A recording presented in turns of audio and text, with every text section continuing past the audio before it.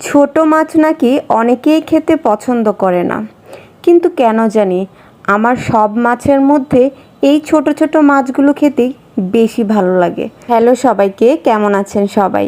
গতকালকে আপনাদের সাথে শেয়ার করেছিলাম বিষ কচু দিয়ে হাঁসের মাংস।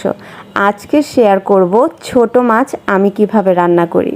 ছোট ছোট এই কাচকি মাছগুলো অনেকেই অনেকভাবে রান্না করে, কিন্তু আমার কেন জানি টমেটো দিয়ে রান্না করলে একটু বেশিই মজা লাগে।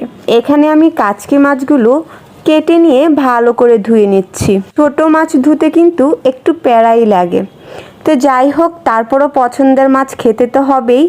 ধোয়া শেষে এখন আমি এগুলো একসাথে মেখে বসাবো। প্রথমে লবণ, হলুদ, মরিচের গুঁড়া, জিরার গুঁড়া দিয়ে ভালো করে মেখে নিব। আমার এখানে মরিচের গুঁড়ার পরিমাণ দেখে কেউ যেন ভয় পাবেন না। আমার হাজব্যান্ড যেহেতু নোয়াখালীর মানুষ, ওরা একটু ঝাল খেতে বেশিই ভালো।